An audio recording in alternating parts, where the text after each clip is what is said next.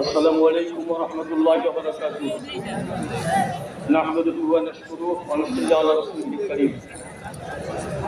ইসলামী যুব আন্দোলন বাংলাদেশ আয়োজিত আজকের এই পঞ্চম জাতীয় যুব কনভেনশনের মহতারাম সভাপতি, প্রধান অতিথি, ইসলামী আন্দোলন বাংলাদেশের মহতারাম আমির পিসাবুজ চরমনাই, শায়েকে চরমনাই মাদানী সাহেবুদ্দৌলা সহ কেন্দ্রীয় নেতৃবৃন্দ, সাংবাদিক বন্ধুগণ, সর্বস্তরের ভাইরা, আমি প্রথমেই ধন্যবাদ জানাতে চাই ইসলামী যুব আন্দোলন বাংলাদেশকে।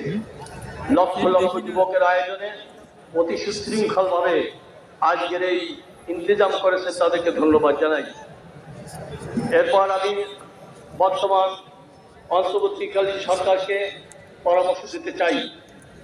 সংক্ষেপ পরামর্শ হলো, অতীত সরকার যে পথে হেঁটেছে আপনার সে পথে পা বাড়াবেন না। যদি বাড়ান আপনাদের পরিণতি ভালো হবে না। প্রত্যেকটা সেক্টর ধ্বংস করা হয়েছিল, তার মধ্যে উল্লেখযোগ্য শিক্ষা ব্যবস্থাকে ধ্বংস করা হয়েছিল।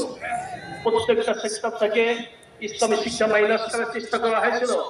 আপনারা জানেন, অনার্সের প্রত্যেকটা জায়গায় প্রত্যেকটা স্তরে ইসলামকে মাইনাস করা হয়েছে। মাধ্যমিকে মাত্র 100 মার্কের প্রশ্ন রাখা হয়েছে। আর আমরা ছোটবেলা দেখেছিলাম বিদ্যালয়ে ধর্মীয় শিক্ষাকে স্পেশালি রাখা হতো, সবই বন্ধ করা হয়েছে, সবই মাইনাস করা হয়েছে। আমরা চাই প্রত্যেকটা সেক্টরে ইসলামী শিক্ষা বাধ্যতামূলক করতে হবে। প্রত্যেকটা বিদ্যালয়ে ধর্মীয় শিক্ষা রাখতে হবে।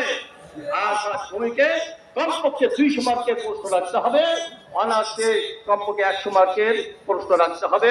আগামীতে আপনারা সুন্দরভাবে দেশ চালাবেন।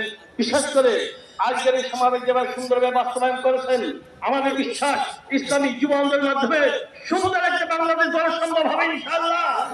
শেষ পরামর্শ দিতে চাই, এই যুবকেরা, যখন দেখবা এই দেশে ইসলাম দেশ মানবতার বিরুদ্ধে কোন অপশক্তি মাথা উঁচু করে দাঁড়াচ্ছে, লক্ষ্য শক্তি নিয়ে প্রচন্ডভাবে আঘাত দিতে হবে।